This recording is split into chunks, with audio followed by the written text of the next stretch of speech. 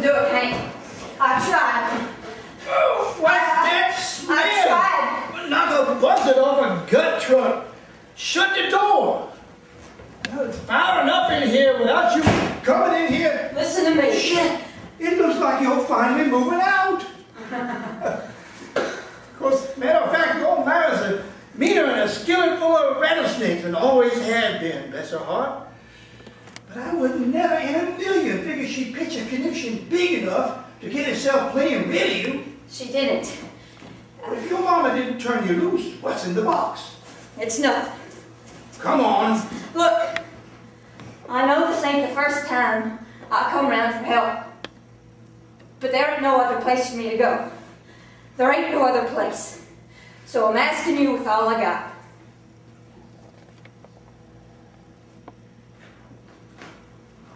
Fetch me another beer. You going deaf? I said, fetch me another beer.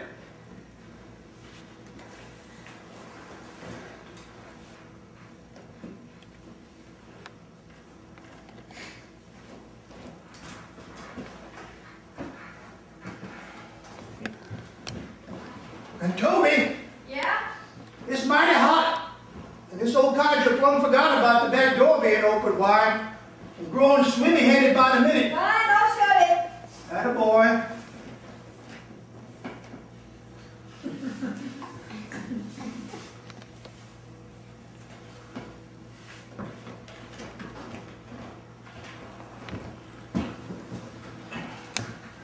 You're out of beer. What? This here's the last of it. I even snuck a peek behind the hutch. So what? Well, Hank, Mama, before you go to work, you can go by the convenience store. see, that's just it. It ain't as if you've got anything else to do. Besides, there's always Congress. I'll be all right. Speaking of Congress, Uh-huh. I was down there a few nights ago with that rowdy bunch of boys, and they were yammering on about their glory days and how the gals they pawed and such. And Ain't that the berries? look, I asked them about your mom. Christ's sake! I said her name and it got quiet at first. Then one of them piped up about why she's so damn angry all the time. But how she got to be a cripple. Hank? And all the while the rest of them was just nodding along, feeling sorry.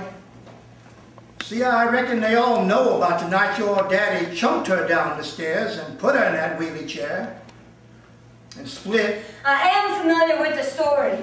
Yeah? Well, none of them have a clue about how she used you to feel better. Shit. I know.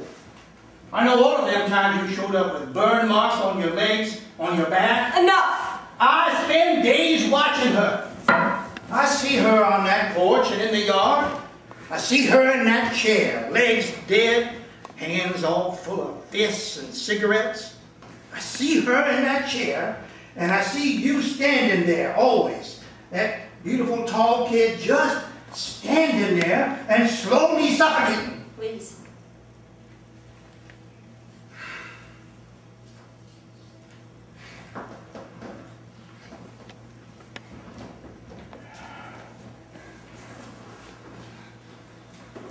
How's everything at work? Fine. They miss you. Oh, sure they do. I ain't lying. No, of course not. Heard him just the other day when Rosie said, Since "How's when that?" are you on speaking terms with Rosie? Never mind. Come on. She's What? a veterinarian.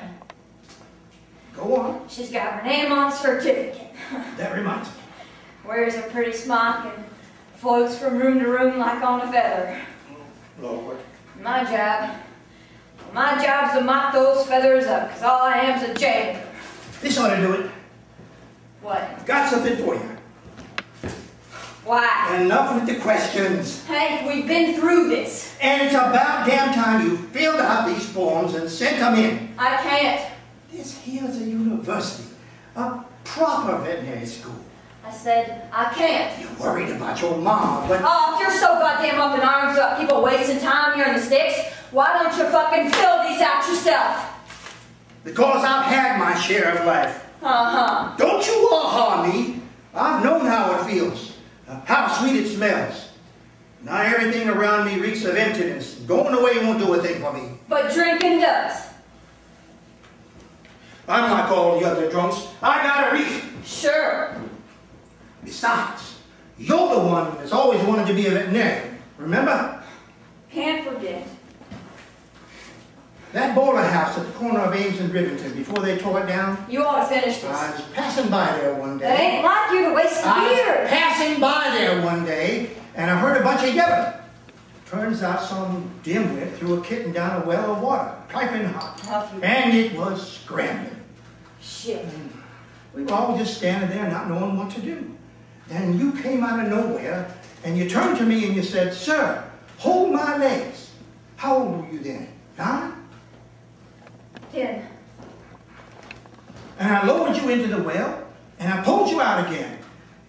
And you were holding on to that damn cat. That big old mess of claws and blisters like it was your own beating heart. Too bad your mama had to go and kill him. What? Ain't this dear him? Ain't this the cat that you rescued at the Boiler House all them years ago? The one you spent half of your wretched life on patching up? The one you nursed and babied till he came to be your only friend? Tell me, Hey? what happened to your only friend? It was my fault, all right? I never should have let him in. But it's been so damn hot out there. I figured he'd stay put. I figured he'd stay in my room.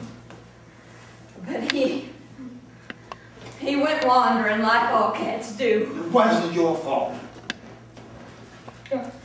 I found him laying by the door, wet in her finest bourbon sea and burned with cigarettes.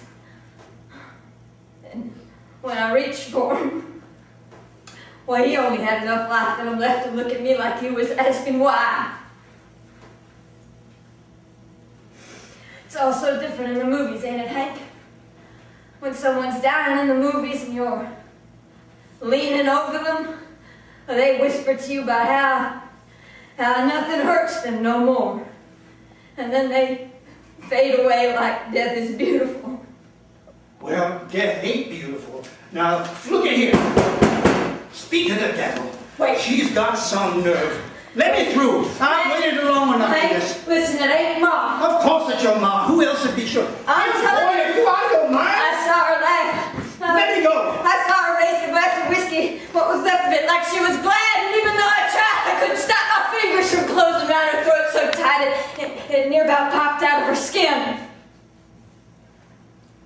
What are you saying? I feel this heavy in my hands, and I can't shake away this heavy in my hands like boxes with dead animals or hearts that broke. If that ain't her knocking down my door, I called the sheriff. See, I didn't know what else to do.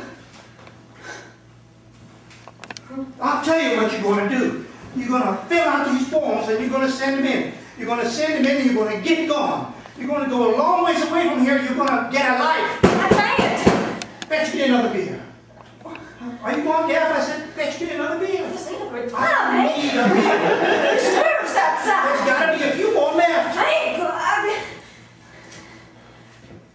It's mighty hot. Are you all right? I'm real swimmy here. But a minute. Oh, here, why don't you sit down? Sneak a peek in the garage. There's got to be a few more on the top shelf.